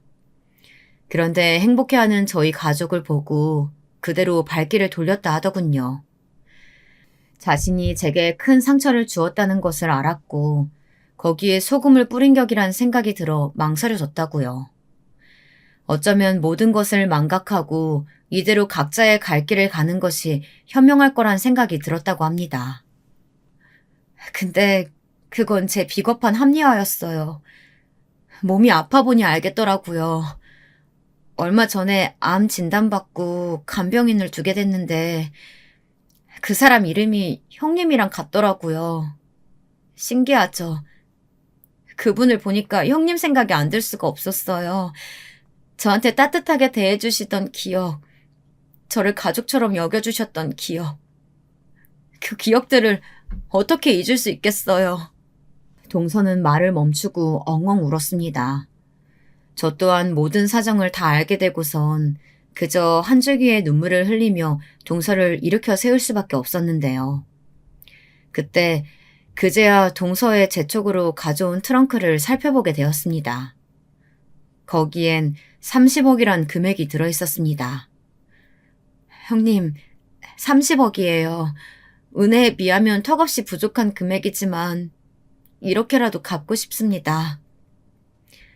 30억이라니 어떻게 믿을 수 있겠어요. 시골에서 그저 근근히 자식 안부나 물으며 살아가는 사람한테 이 돈의 액수는 실감이 나지 않을 뿐더러 받을 수 있는 돈도 아니라고 생각했습니다. 저는 조용히 동서에게 다시 그 트렁크를 쥐어주었습니다. 그리곤 제 방식대로 용서를 전달했어요. 정말 미안하다면 가끔 이렇게 고향집에 내려와 우리와 가족처럼 왕래하며 지내자고요. 동서는 안 된다며 계속해서 받아달라 재촉했지만 자식들도 독립해 다 잘 지내고 있는 마당에 저희에게 그 돈은 무용지물이었답니다. 정말 그래도 되나요? 형님, 그래도 되는 건가요? 그럼 당연하지. 난 빈말은 안 해. 요즘은 동서와 다시 왕래하며 지내고 있답니다. 사실 서방님을 추억할 수 있는 건 동서를 통해서 가능했는데 동서가 없었으니 그간 못했던 추억들을 마음껏 곱씹을 수 있어서 좋아요. 아마 15년 전 혹은 그 전에 찾아왔다면 저는 동서에게 원망의 말을 퍼부었을 수도 악랄한 말로 똑같이 상처를 되돌려줄 수도 있었겠죠. 하지만 시간의 힘이란 정말 놀라운가 봅니다. 이제는 오히려 동서와 함께하게 된 일상이 나쁘지 않습니다. 동서가 주변에 전원주택을 얻어 저희를 더 좋은 집으로 이사시켜 주었고, 저희 자식들에게도 물질적인 지원도 아끼지 않고 있는데, 그런 동서의 마음이 조금은 어여쁘게 느껴집니다. 제 이야기는 여기까지예요. 제 긴 사연 들어주셔서 감사합니다. 안녕하세요. 저는 결혼한 지 아직 1년이 채 안 된 30대 초반 여자입니다. 집안일을 하면서 유튜브를 항상 틀어놓으며 시간을 보내곤 하는데 최근 사연을 소개하는 유튜브를 알게 되면서 시청하고 있는데 시간도 잘 가고 재밌더라고요. 그런데 마침 저도 최근에 재미있는 일이 생겨 공유할 겸 사연을 보내게 되었습니다. 말솜씨가 없어서 걱정되지만 재밌게 들어주셨으면 좋겠습니다. 앞서 말씀드렸듯이 저는 아직 결혼한 지 1년이 안 된 신혼인데요. 남편은 저에게는 누구보다도 자랑스럽고 멋있는 사람입니다. 남편은 대학교 때 같은 과 동기로 만나게 되었는데요. 항상 남들을 배려하고 구김살 없이 지내는 모습이 저와는 너무 다른 세상 사람 같아 처음에는 조금 거리를 두고 지냈었습니다. 남편의 밝은 모습에 거리를 두고 지낸 이유 중 가장 큰 이유는 제가 고아였기 때문이었습니다. 갓난쟁이던 시절 부모님이 두 분 다 돌아가시는 바람에 시설에 맡겨졌던 저는 부모님의 얼굴도 모르고 자라면서 부모가 없다는 게 큰 콤플렉스가 되어버렸습니다. 학창 시절에는 고아년이라는 별명이 늘 따라붙곤 했었죠. 제가 원해서 그렇게 된 게 아니었는데 철없는 학교 친구들은 저에게 그런 별명을 지어주며 놀려대곤 했어요. 사실 시설에서 지내는 건 불만이 없었어요. 시설의 원장님과 선생님들은 너무나도 따뜻하신 분들이셨고 늘 저와 다른 아이들을 챙겨주고 보듬어 주셨습니다. 하지만 아무래도 남들과 달리 부모가 없다는 사실만으로도 저는 늘 얼굴에 그늘이 진 채로 지내게 되었고 그러다 보니 어느새 친구들 무리에서 겉돌게 되더라고요. 결국 고등학교에 올라가서는 흔히 말하는 왕따를 당하게 되었습니다. 그냥 친구들이 안 놀아주는 왕따가 아니라 집단적으로 학교 폭력을 당하는 왕따 말이에요. 나중에는 괴롭힘의 강도가 너무 심해져서 담임선생님께 말씀도 드리고 학교 폭력을 담당하는 부서에 신고도 해보았지만 해결되는 것은 하나도 없었습니다. 선생님과 주변 어른들은 그냥 친구끼리 다툰 것 아니니라고 하거나 일 시끄럽게 만들어서 괜히 여러 사람 피해보게 만들지 말고 가서 조용히 공부나 해라라는 모진 반응을 보일 뿐이었어요. 게다가 왕따 당하는 데에는 이유가 있을 거라며 저보고 성격이 문제가 있는 게 아닌지 되돌아보라고 하는 어른도 있더라고요. 결국 저는 고등학교를 1년도 채 다니지 못하고 그만두게 되었습니다. 아무것도 해결되지 않는 그 상황 속에서 더 이상 버틸 수가 없었거든요. 제가 버틸 수 없었던 가장 큰 이유는 제가 학교에 폭력 피해 사실을 신고한 이후에 가해 학생들에게 별다른 조치가 취해지지 않았고 제가 신고한 사실을 알게 된 가해 학생들이 저에게 복수를 하기 시작했기 때문이에요. 저는 방과 후에 저를 괴롭히던 무리에게 끌려가 학교 구석에서 정신없이 얻어맞고 교복은 전부 너덜너덜해졌습니다. 그리고 다음날 등교를 해보니 제 사물함에 있던 교과서는 전부 다 찢어지고 내팽개져 쳐져 있었고 제 책상과 의자는 전부 밖으로 던져져 있었죠. 그래서 저는 더 이상 정신적으로도 그리고 육체적으로도 버틸 수 없어서 시설 원장님께 허락을 받고 학교를 자퇴하게 되었습니다. 그 일이 있고 나서도 그 아이들은 큰 처벌 없이 교내 봉사 몇 시간만 하고 아무 일 없이 잘 졸업했다고 하더라고요. 당시에는 저만 이렇게 된 게 너무 분하고 억울했지만 내가 더 잘 돼서 잘 먹고 잘 살아야지 하는 생각으로 공부만 열심히 했습니다. 그래서 저는 고등학교를 자퇴한 대신 검정고시를 치루었고 수능 공부도 열심히 해서 나름 서울에서 괜찮다고 하는 대학의 경영학과에 입학하게 되었습니다. 그렇게 저는 동갑내기들보다 1년 일찍 대학에 들어와 졸업과 취직만 바라보고 살았습니다. 동기들끼리 친목을 다지는 모임에는 거의 참석하지 않았고 남들과 거리를 두며 지냈어요.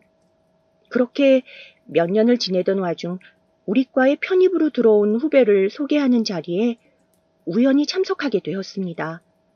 그런데 저는 그 후배를 보자마자 얼굴이 새파랗게 질리고 말았습니다. 바로 그 후배는 저를 왕따시켰던 가해자 무리 중 한 명이었기 때문이에요. 저는 그 친구를 보자마자 자리에 얼어붙어 아무 말도 할 수가 없었습니다. 심장이 쿵쾅거리고 머리가 웅웅하고 울려 도망가고 싶은 심정이었어요. 그런데 마침 편입생을 환영하는 의미에서 과 동기들끼리 다 같이 술을 마시러 간다길래 저도 술 한잔 해야겠다는 생각이 절실하더라고요. 평소에는 술을 마시지도 않던 저였지만 너무 속상하고 마음이 안 좋아 술이라도 마시며 위로받고 싶었어요. 그래서 저는 입학하고 처음으로 동기들 사이에 끼어 술자리에 참석하게 되었습니다. 그리고 동기들과 다 같이 간 술집에서 다들 웃고 떠들고 재밌게 놀고 있는데 저는 그냥 쓴맛만 나는 술을 한 잔, 두 잔 들이켰습니다. 그런데 그때 재수생이라 저보단 2살 많던 제 남편이 와서 말을 걸었어요. 안녕? 너 술 마시는 거 처음 본다? 저는 제 옆에 앉은 남편을 힐끗 보고는 소주잔을 다시 들이켰어요. 제가 말이 없자 남편은 계속 말을 걸더라고요. 여태까지 왜 모임 안 나왔어? 앞으로는 자주 나와. 친하게 지내자. 숫기 없던 저는 남편이 옆에서 계속 친한 척하며 말을 걸자 긴장이 풀리더라고요. 술 기운 때문이었는지 아니면 다정한 남편의 말투 때문인지 몰라도 저도 모르게 말이 술술 나왔습니다. 저는 어릴 때 고아원에서 자랐던 얘기부터 해서 학창시절 왕따를 당했던 이야기, 그리고 편입생이 그 가해자 중 한 명이라는 이야기까지 오늘 처음 대화한 남편에게 전부 다 말해버리고 말았어요. 제 얘기를 들은 남편은 마치 자기 일인 양 더 역정을 내며 공감해주고 저를 위로해주더라고요. 그리고는 남편이 친한 동기들에게 제 얘기를 해주면서 다 같이 저를 위로해 주었습니다. 저는 처음에 남편이 제 얘기를 동기들에게 해도 되냐고 물었을 때 괜히 저에 대해 안 좋은 선입견을 가지게 될까봐 망설였지만 막상 얘기를 하게 되자 다들 자기 일처럼 같이 울어주고 화내주어서 평생에 처음으로 든든한 친구가 있다는 느낌을 받았어요. 그렇게 저는 그때 제 얘기를 들어준 친구들과 밤새 술을 마셔가며 처음으로 소속감을 느낄 수 있는 무리가 생기게 되었습니다. 그리고 그 후 저를 왕따시켰던 그 편입생은 학교에 금방 소문이 퍼져 학기가 시작된 지 얼마 되지도 않아 휴학을 하게 되었어요. 그리고 저는 제 생에 다시는 없을 것 같은 행복한 대학 생활을 즐기게 되었죠.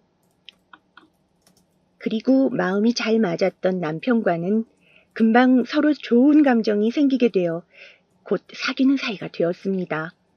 그리고 저는 대학교 때부터 졸업 이후 회사를 다니면서까지 오랜 시간 남편과의 연애를 이어나갔어요. 그리고 어느덧 30대가 된 우리는 결혼 이야기가 오고 가게 되었고 제가 부모가 없는 탓에 상견례 대신 시댁 식구들과 식사하는 걸로 대체하기로 했습니다. 시부모님은 연애 시절에도 가끔 뵈었지만 남편의 여동생은 한 번도 보지 못했었는데 이번 식사 자리에 참석한다고 하더라고요.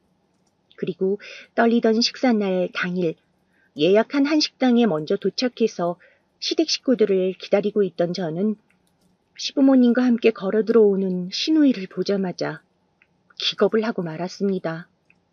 바로 시누이가 고등학교 시절 저를 제일 많이 괴롭혔던 왕따 주도자였기 때문이었어요. 시누이도 저를 보자마자 흠칫했지만 모르는 척 하더라고요. 저는 시누이를 보자마자 하늘이 무너지는 줄 알았습니다. 학교에서 편입생으로 들어온 그 아이를 보았을 때도 충격이었지만 이번에는 정말 말로 다 하지 못할 정도로 충격이 심했어요. 정말 천사 같은 남편의 여동생이 하필 저 아이라니. 정말 믿을 수가 없었습니다. 저는 식사를 하는 내내 결혼을 물러야 되나 고민하느라 어른들의 말이 귀에 들어오지도 않았지만 오랫동안 만나왔던 남편을 저 아이 하나 때문에 포기할 수는 없었습니다.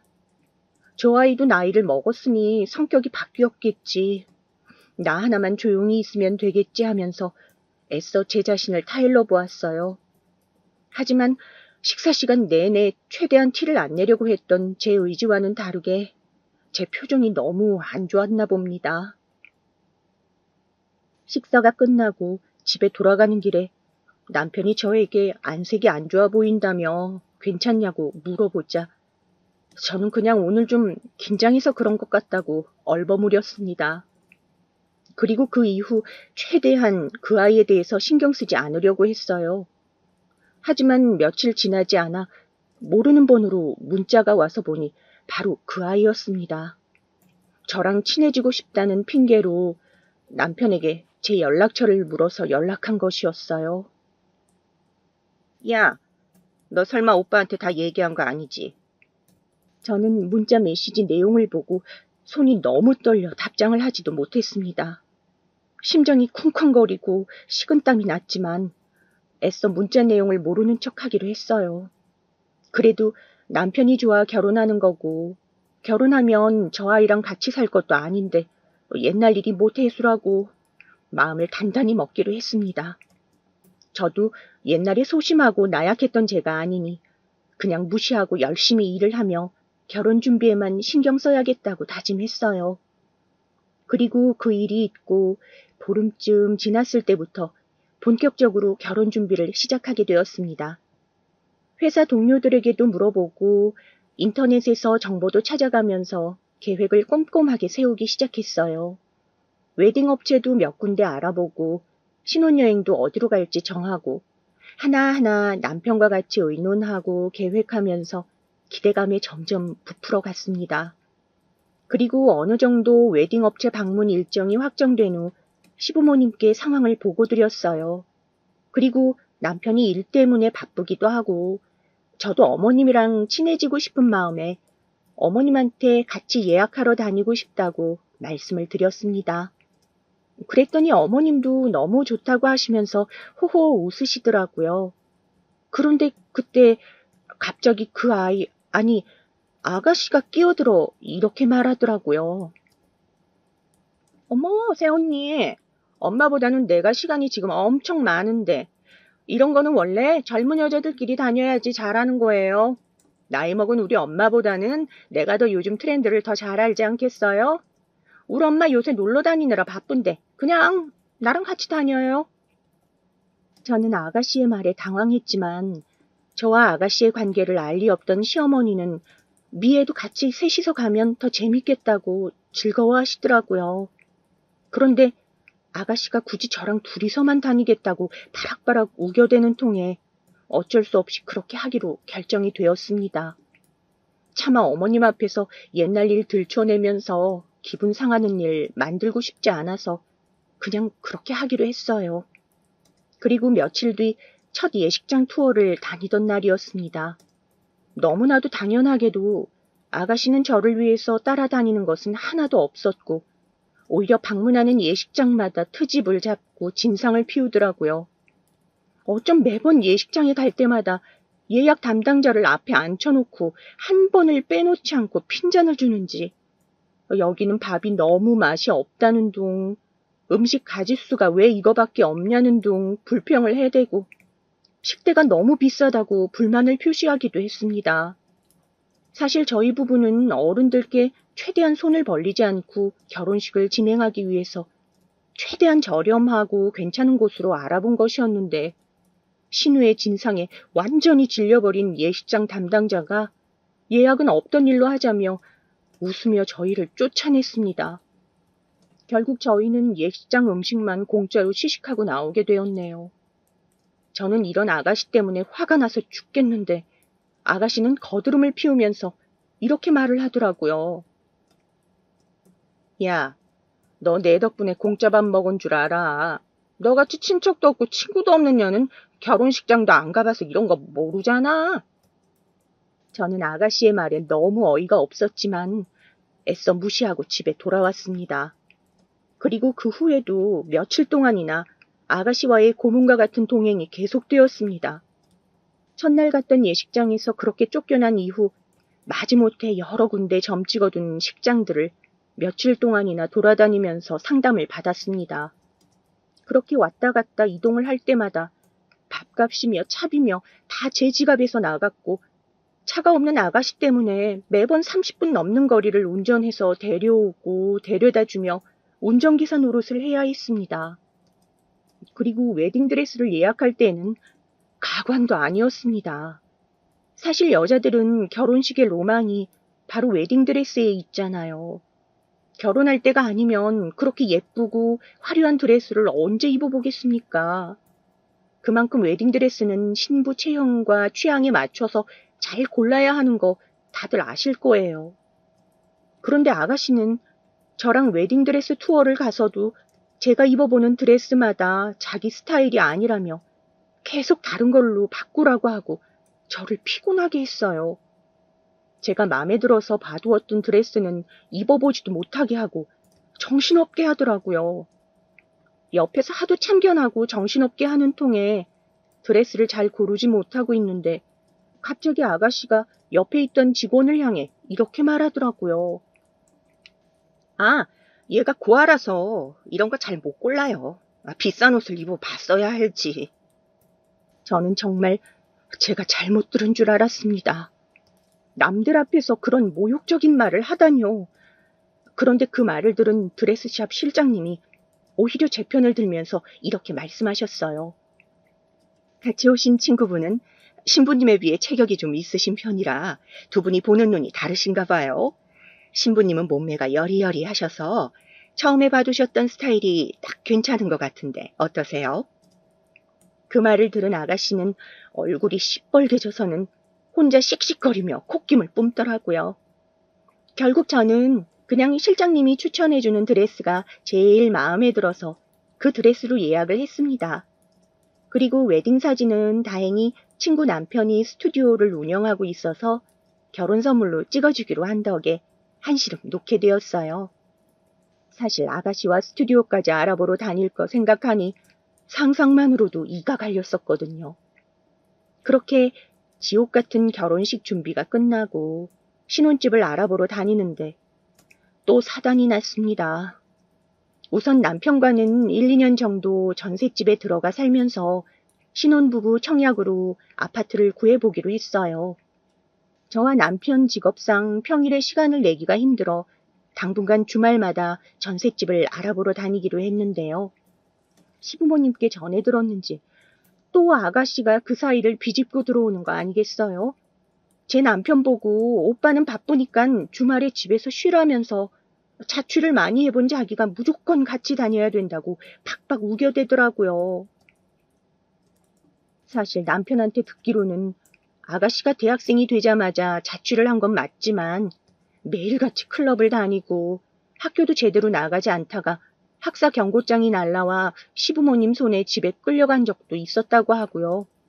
취직을 하고서는 또 생떼를 써서 다시 자취를 했는데 밤마다 술에 취해 친구들과 고성방가를 일삼고 허구한 날 남자가 드나드는 통에 괴로워하던 옆집 이웃이 시어머니에게 전부 다 이러는 바람에 그날로 바로 집에 끌려온 적도 있다고 하네요. 심지어 그 일이 있은 지 아직 3개월도 안 되었다고 하더라고요. 그런 주제에 자기가 뭘 자취에 대해 잘한다고 저리 잘난 척을 해대는지. 아무튼 저는 아가씨와 부동산을 같이 다니고 싶은 생각은 추호도 없었습니다.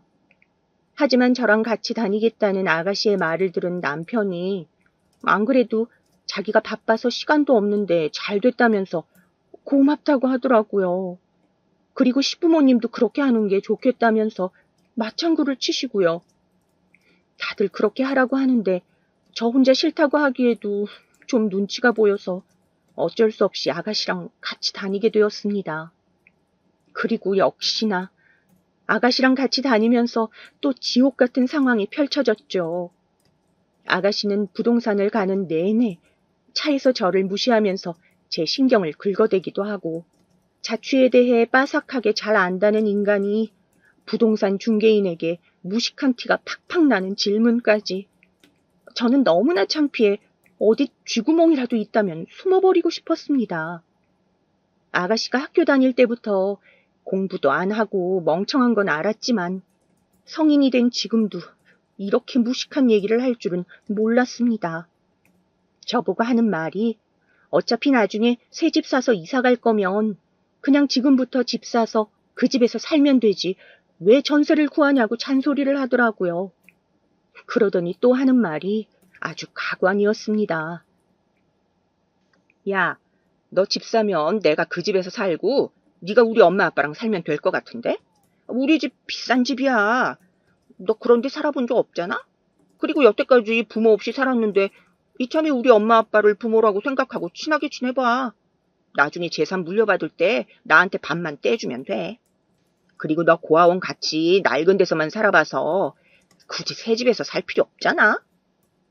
정말 이게 30대 성인이 할 수 있는 말인가요?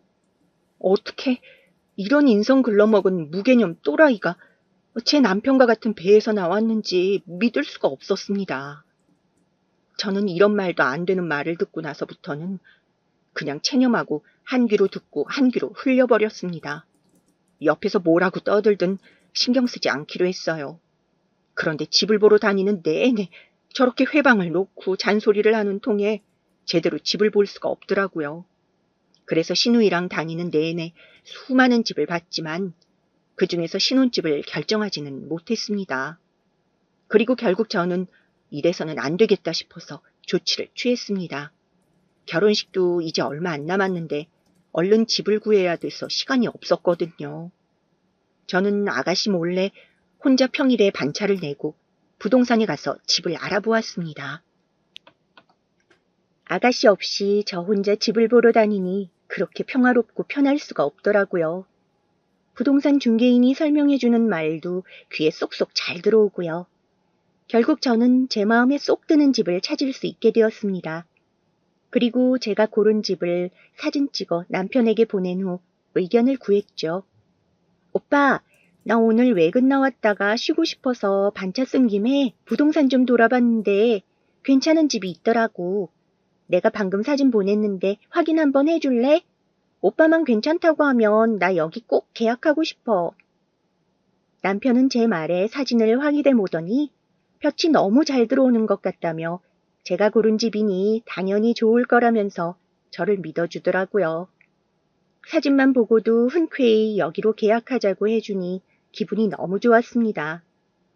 아가씨랑 다닐 때는 온갖 트집에 머리가 너무 아팠는데 남편은 제 말을 전적으로 믿어주니 너무 고마웠어요.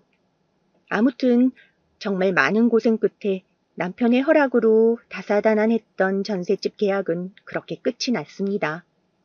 그리고 저는 이제 신혼집에 혼수를 뭘로 채울까 행복한 고민에 빠졌어요. 신혼집 인테리어는 무조건 제가 원하는 취향으로 하고 싶었거든요. 깔끔한 화이트에 차분한 베이지나 그레이 톤으로 꾸며야겠다고 생각하고 있었어요. 생각 같아서는 빨리 가구 매장에 구경하러 가고 싶었지만 남편이 워낙 바쁘다 보니 시간이 잘 나지 않더라고요. 솔직히 가구까지 아가씨랑 보러 다닐 수는 없잖아요. 이번에는 무슨 일이 있어도 남편이랑 보러 다녀야겠다고 생각했습니다. 그런데 며칠 뒤 회사에서 일을 하고 있는데 남편한테서 전화가 오길래 받았어요. 전화를 받으니 남편이 하는 말이 아가씨가 저한테 문자를 했는데 답장이 없다면서 남편한테 연락을 했다고 하더라고요. 저는 속으로 한숨을 쉬면서 알겠어, 내가 연락해볼게 라고 하고 끊었습니다. 그리고 휴대폰을 확인해보니 정말로 아가씨한테서 문자가 와 있더라고요. 야, 뭐해? 라고 온 그 문자에 저는 이렇게 답장을 했습니다. 어머, 아가씨 안녕하세요. 아까는 일 때문에 너무 바빠서 문자를 못 봤네요. 무슨 일 있으세요? 그러자 마치 기다리고 있었는지 곧바로 답장이 왔습니다. 야, 너 전셋집 네 맘대로 구했더라? 너 나 무시하냐? 정말 기도 안 찼지만 저는 차분하게 답장을 했습니다. 아가씨가 워낙 꼼꼼하셔서 그런지 부동산 다니면서 스트레스 많이 받아 하시는 것 같아서요. 그냥 제가 마침 시간 있길래 저 혼자 보고 계약했어요. 그랬더니 아가씨는 갑자기 말을 돌리더니 이렇게 답장을 하더라고요. 야, 전셋집은 됐고, 근데 너 혼수는 당연히 해오는 거지? 아니, 내 친한 친구가 전자제품 팔거든? 걔 실적 올려줄 겸 거기서 전부 다 사. 내가 이미 얘기 다 해놨으니까 전셋집처럼 또 네 맘대로 하지 말고. 저는 너무 어이가 없어서 바로 전화를 걸었습니다. 아가씨, 아무리 그래도 혼수는 저랑 오빠가 쓸 건데 제가 사고 싶은 걸로 사야죠. 그 친구가 제가 원하는 브랜드 제품 다 담당한대요. 그건 아니잖아요. 제가 전화로 짜증을 내자 아가씨는 갑자기 버럭 화를 내더라고요. 무슨 말 같지도 않은 소리야. 니깎이 무슨 브랜드를 따져. 고아 주제에 지금 장난하니? 저는 아가씨의 말에 마음을 굳게 굳히고 한마디 해야겠다 싶어 대답했습니다. 아가씨, 제가 결혼하는데 도와주는 척 하면서 자꾸 방해만 하시면서 정말 너무하네요. 제가 알아서 할 수 있으니 신경 끄고요. 지금 회사라 길게 대화하기도 힘드니 전화 끊을게요. 그런데 그 순간 휴대폰 너머에서 고성이 들려왔습니다. 야, 이년아. 너 까불지 마. 너 옛날 일 생각나게 해줄까?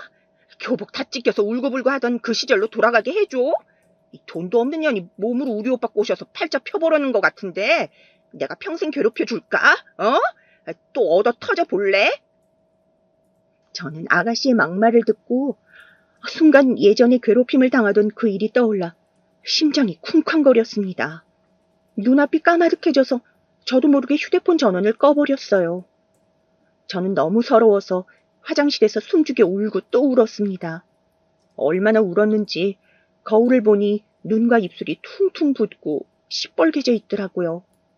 그리고 그날 집중이 되지 않아 일을 하는 둥 마는 둥 하다가 퇴근 시간이 되자마자 컴퓨터를 끄고 집에 돌아갔습니다. 집에 도착할 때까지 머리가 멍해서 아무런 생각도 들지 않더군요.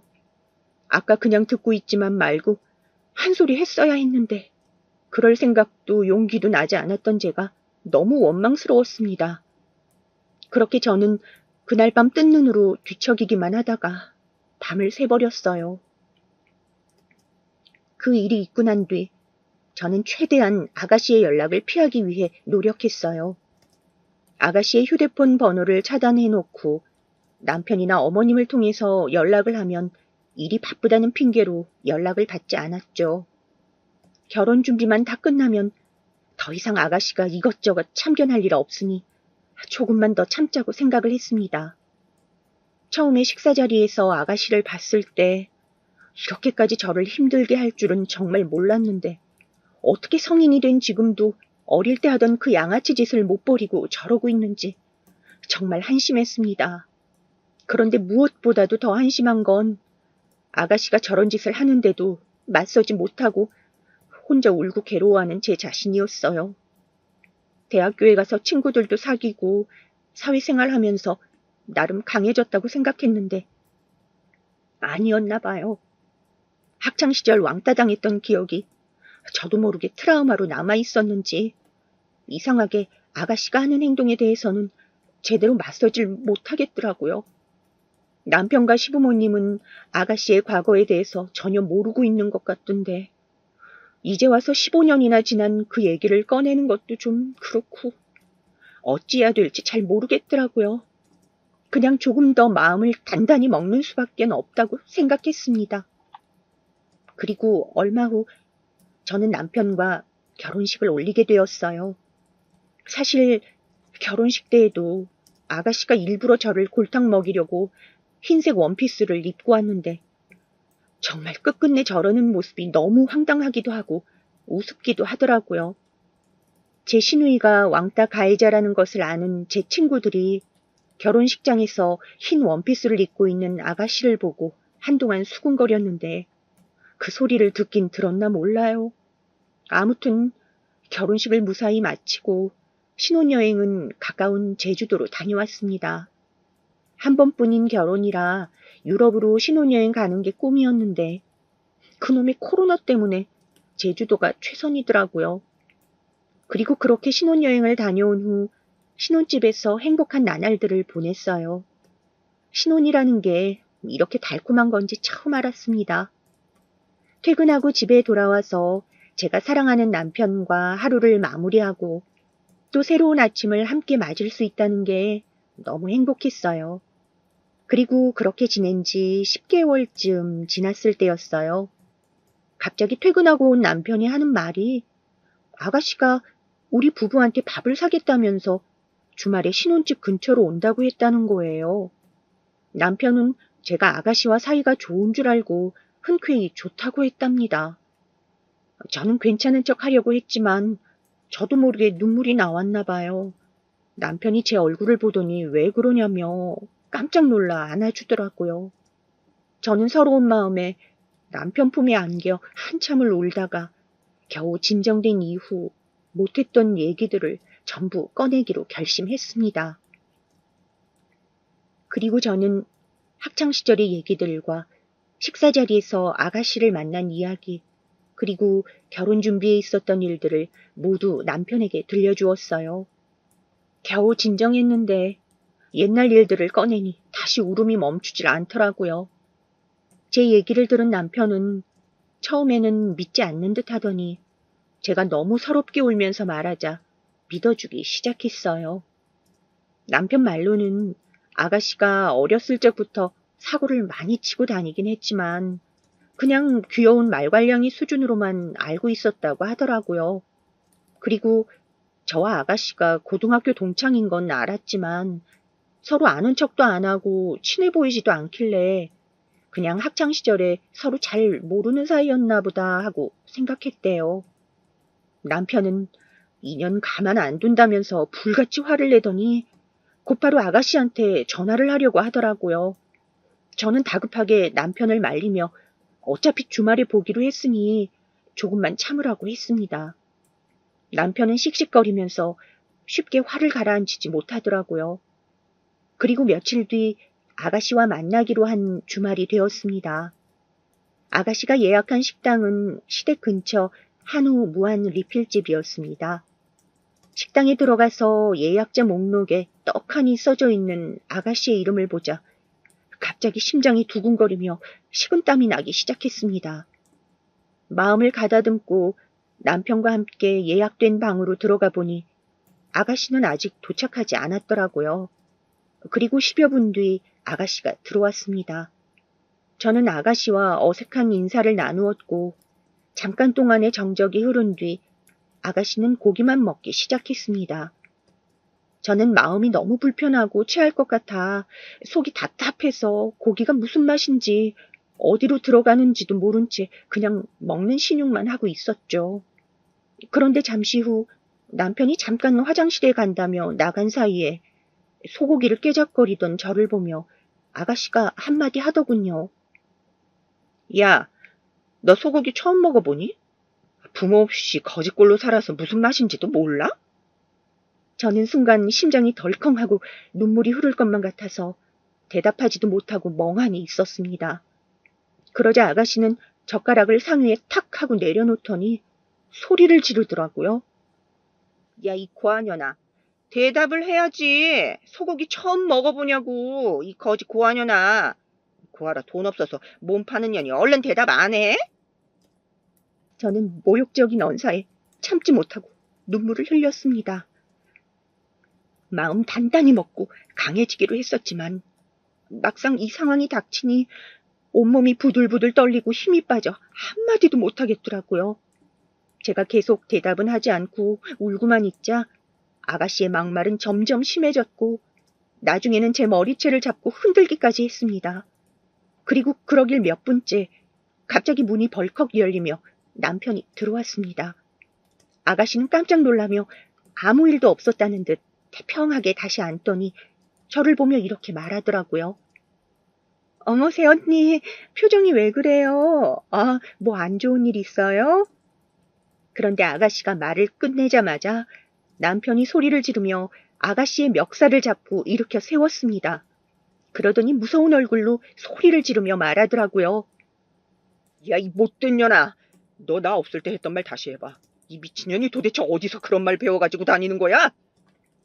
그러자 아가씨가 겁먹은 얼굴로 덜덜 떨면서 어버버거리더라고요. 그러자 남편이 한마디 더 했습니다. 니년이 집에서 해다 먹은 돈이 얼만지는 아는 거야? 너야말로 공부도 못해 능력도 없어. 가진 거라곤 부모 하나 믿고 여태까지 변변찮은 직업도 없이 한량처럼 살아온 주제에 누가 누구한테 막말이야? 그러자 아가씨가 피식 웃더니 이러더라고요. 난 부모 있고 쟤는 부모 없잖아. 그게 얼마나 큰 차이인지 몰라? 고한연이 우리 오빠를 잘도 구워 삶았네.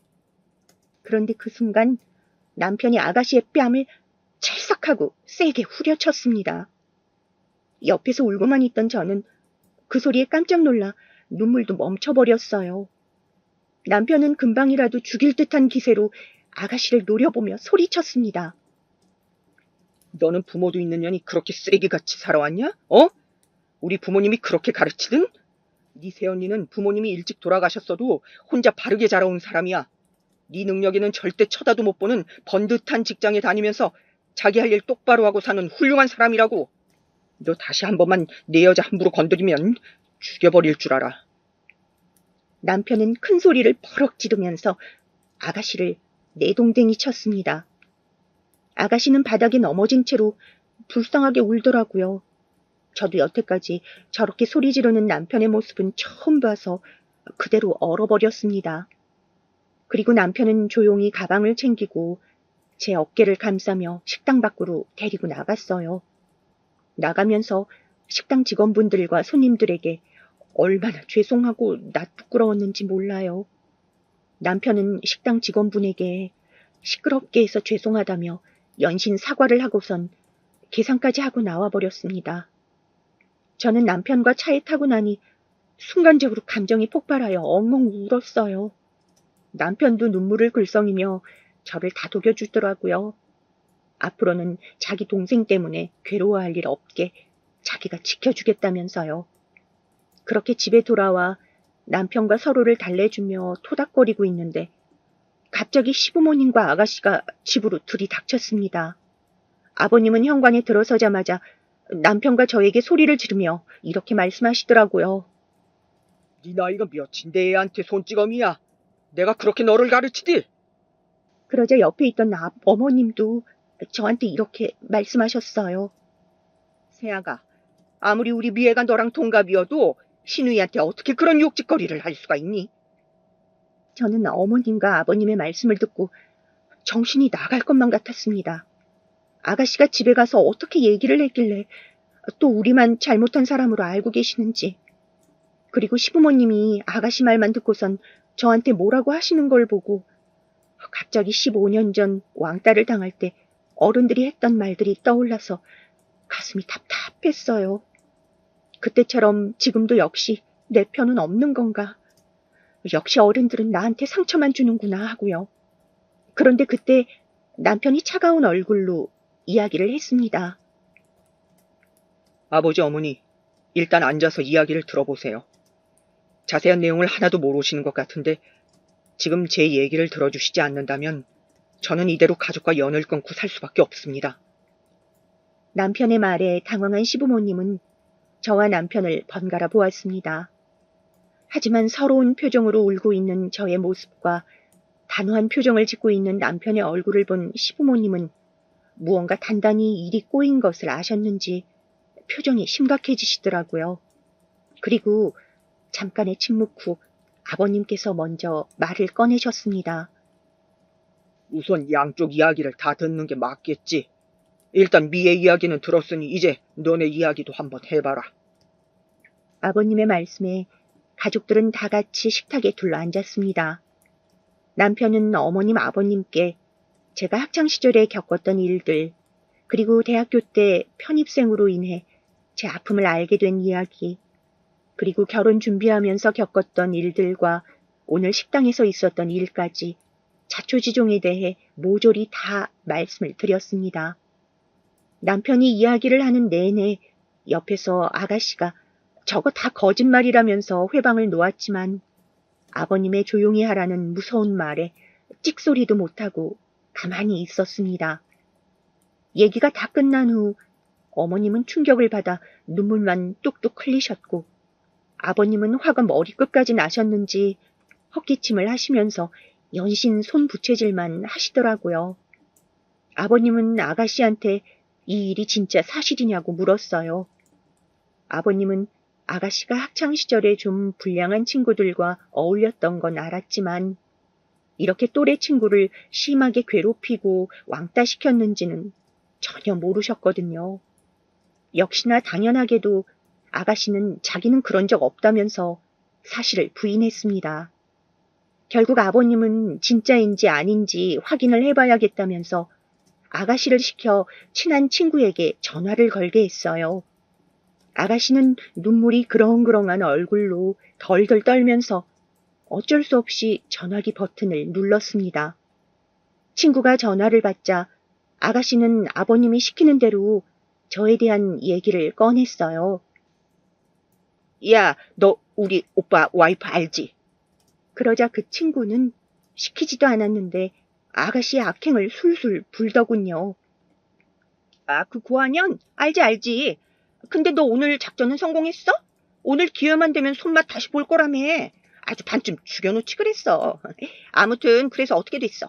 다시는 못 기어오르게 예전처럼 아예 밟아버려. 친구의 말에 아가씨는 두 눈을 질끈 감고 고개를 숙였고 아버님은 아가씨의 머리를 세게 후려쳤습니다. 그리고 남편은 휴대폰을 집어던지며 불같이 화를 내더라고요. 네가 뭔데 감히 내 여자를 건드려? 뭐? 반쯤 죽여놔? 네가 오늘 하려고 했던 거 너도 똑같이 당해봐 이년아. 남편이 아가씨를 붙잡고 이리저리 흔들며 발길질을 하자 아버님은 남편을 뜯어 말리고 어머님은 아가씨를 방으로 끌고 들어갔습니다. 저는 옆에서 그냥 하염없이 울고만 있었어요. 아버님은 바닥에 주저앉아 통곡을 하고 있는 남편을 뒤로 하고 제 손을 꼭 잡고 눈물을 흘리며 말씀하셨습니다. 미안하다 세아가. 내가 자식을 단단히 잘못 교육시켰구나. 그 오랜 시간 동안 이렇게 혼자서 삭히고 지냈을 텐데 얼마나 힘들었니? 내가 너한테 사과를 한들 네 마음이 나아지지는 않겠지만 정말 미안하다. 정말 미안해. 아버님은 평소에 강골 같았던 모습과는 다르게 다정한 말투로 눈물을 흘리면서 저에게 사과를 하시더라고요. 저는 진심으로 사과하시는 아버님의 모습을 보고 가슴이 따뜻해지는 걸 느꼈습니다. 그렇게 아버님의 손을 붙잡고 울던 도중 방에서는 신우가 엉엉 울면서 바락바락 소리 지르는 소리가 들리더라고요. 그리고는 안에서 찰싹찰싹하고 손바닥으로 등을 때리는 소리가 들렸습니다. 그리고 얼마 후에 어머님도 거실로 나오시더니 저에게 사과를 하시더라고요. 아이고, 그렇게 고생만 하면서 살았는데 그게 다 자식 잘못 키운 내 탓 같구나. 어떻게 해야 네 마음이 조금이라도 편해지겠니? 저는 머리를 조아리고 사과하시는 어머님께 연신 괜찮다며 제 마음을 알아주셔서 너무나 감사하다고 하면서 진정시켜드렸습니다. 그렇게 온 가족이 눈물을 흘리며 서로 사과하는 도중 아가씨는 조용히 거실로 나와 가방만 휙 채가더니 밖으로 도망쳐 나갔습니다. 아버님이 너 이 자식 하면서 쫓아갔지만 이미 재빠르게 도망간 뒤라 잡을 수 없었어요. 그리고 허탈하게 돌아온 아버님은 다시 저에게 끊임없이 사과를 하셨습니다. 그렇게 한바탕 소동이 있고 난 다음 날 아가씨는 친구네 집에 숨어 있다가 아버님께 붙잡혀 끌려갔어요. 그리고선 용돈으로 들고 있던 아버님의 카드를 빼앗기고 직접 자기가 번 돈으로 산 옷가지 몇 개만 가방에 싼 후 집에서 내쫓겼습니다. 아버님이 아가씨를 데리고 가 멀리 떨어진 지역의 반지하방에 짐가방과 함께 던져두고 왔거든요. 그리고 아버님은 저에게 나는 저런 딸 낳은 적 없으니 너를 딸이라 여기며 지내겠다고 선언하셨습니다. 그리고는 얼마 후에 저희 신혼집 근처로 이사를 오셨어요. 그리고 그 후로 몇 달이 흘렀습니다. 남들은 시부모님과 가까이 살면 안 좋을 거라고 얘기하지만 저는 부모님이 생긴 것 같아 너무 행복합니다. 어머님, 아버님이 진짜 친딸한테 하듯이 잘해주셔서 저도 정말 제 부모님으로 생각하기로 했어요.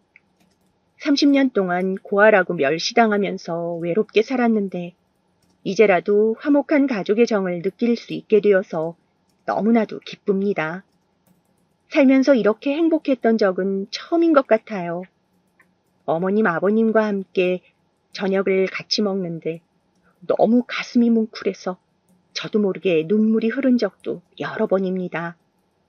저도 이제 당당하게 가족이 있다고 말할 수 있게 되었어요. 그러고 보니 아가씨는 아직까지도 저에게 사과 한마디 하질 않고 있네요. 그 외딴 곳에서 철없는 아가씨가 어떻게 지내는지 정말 궁금하기도 하고 고소하기도 해요. 저한테 부모 없다고 놀리며 괴롭히던 아이가 지금은 오히려 부모한테 버림받고 벌받고 있는 그 모습이 정말 통쾌하고 우습습니다. 30년을 그렇게 못되게 살아왔는데 저런다고 저 썩은 인성이 고쳐질지는 모르겠어요. 아마 두고 보면 알겠죠. 아무튼 저의 이야기는 여기서 끝입니다. 필력이 좋지 않아 재밌었는지 잘 모르겠네요. 그럼 저는 이만 내일 출근을 위해 자러 가겠습니다. 모두들 편안한 밤 되세요.